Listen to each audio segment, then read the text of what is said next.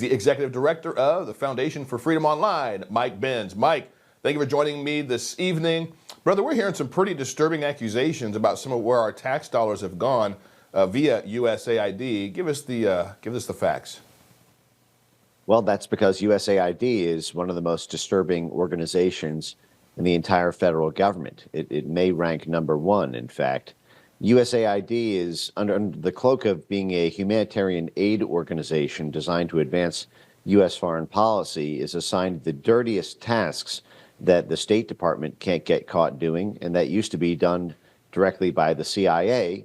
But USAID is able to act as essentially a covert operations division in the way that the CIA used to, except it's not even bound by the requirement of a presidential finding to authorize a covert operation that the CIA does, which is why what you've seen for the past 2 decades is that most of the international scandals involving spycraft have had to deal with USAID rather than CIA.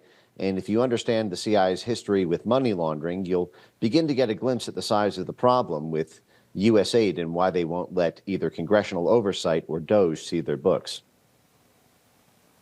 So have they literally have struck gold of the gold of corruption, the massive bank vault that holds all the dirty details and secrets of the left and of the machine, maybe left and right, anybody complicit in basically selling out the American citizen and their tax dollars for nefarious actions, and it sounds like including the CIA. What is the CIA implicated in more details in what they've done? Oh, well, I mean, just to your point first about the Democrat-Republican side, it's both. While the USAID employees contribute 97% to Democrats, the more pernicious concern, so far as I'm concerned, is actually the blob Republicans, the internationalist Republicans who profit off of exploiting the American empire for their own private gain. For example, Bill Kristol, the famous never Trumper who likens MAGA people to terrorists, he is a part of an organization that receives millions of dollars from USAID. And so to the barricades, he goes to defend USAID. You find Liz Cheney was spawned out of USAID. USAID's sister group, the National Endowment for Democracy, has a Democrat organization and a Republican organization. And that Republican organization, the International Republican Institute, gets about $100 million a year just for Republican profiteering off of U.S. foreign policy. And the problem is far deeper than wokeness. And I want people to really understand this. When the National Endowment for Democracy, the constant companion of USAID and functionally interchanged, it was born out of a USAID memo in 1982 to give birth to the National Endowment for Democracy. But when they overthrew the government of Bangladesh 4 months ago in September 2024, these are leaked documents that were published in the gray zone just 3 months ago. The internal baseline assessment that the IRI submitted to the State Department was that the only groups that they could muster to form an opposition group against the sitting government were gay and transgender groups, were 2 racial minority groups within Bangladesh, and youth and student groups who predominantly listen to rap music. So what did they turn around and do? IRI, in tandem with USAID, they funded Bangladeshi rap groups. They funded transgender dance festivals. And they funded the local universities in order to push radicalization messages to overthrow the democratically elected government. But that was Republicans. That was the International Republican Institute, not the Democrats. And my concern is if this were just a partisan issue, there'd be no problem shutting USAID down. Because right now there's going to be a legal fight over whether you can shut USAID down by executive order. This is one of the main contentions right now that Democrats are vowing to fight. But if you couldn't do it through an executive order, you could do it through an act of Congress. The problem is it's going to be much harder to do it through an act of Congress because Republicans there, internationalist Republicans who do foreign policy for personal profit, can form a majority coalition bloc with Democrats. That is, they can defect over to the Democrats and shoot down an attempt to legislate USAID out of existence. And the problem, again, is because they either directly or indirectly, or their sponsors or donors, are on the take. Wow. Wow, wow, wow. Yeah, we have hit the mother lode here.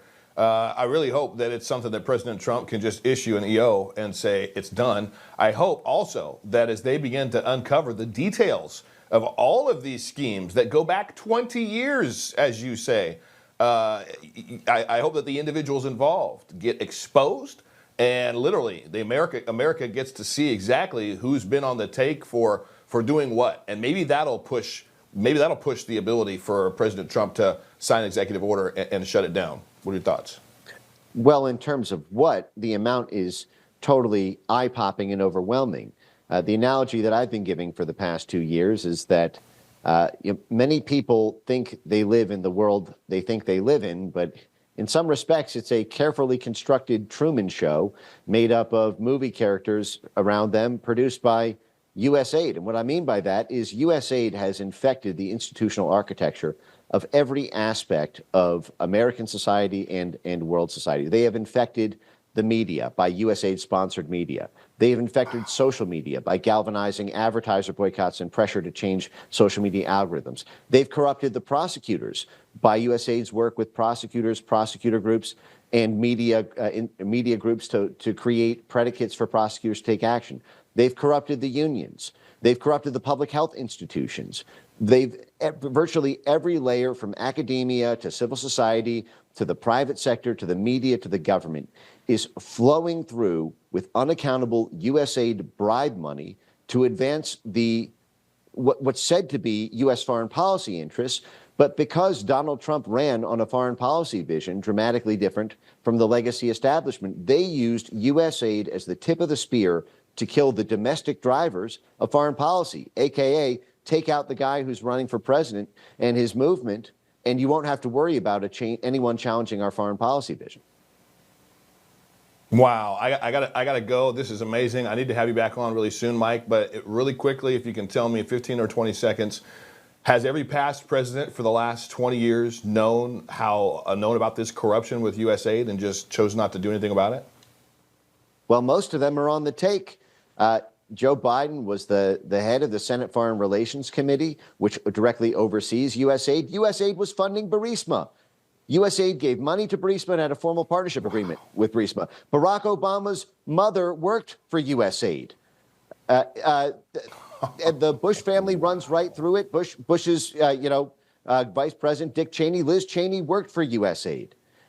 They're all in on it. And this is the reason that the Trump revolution was so revolutionary. It's because it defeated both sides of the USAID snake. And now we're going to see just exactly how the snake bites back when it's cornered.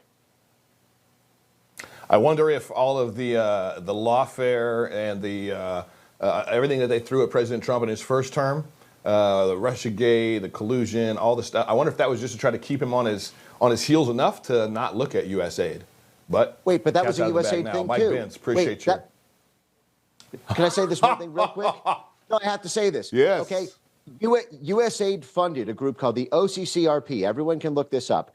They paid $20 million to a group of hit piece journalists who turned around and dug up dirt on Rudy Giuliani and then used that as the basis to impeach the sitting president, Donald Trump, in 2019. That was USAID. That right there, that explains it. I was just, again, you nailed it. You had the information, and it makes sense. I got to have you back soon, Mike. We're going to keep close eyes on this here at The Pulse. Mike Benz, thank you so much for your insights, brother. Thanks, David.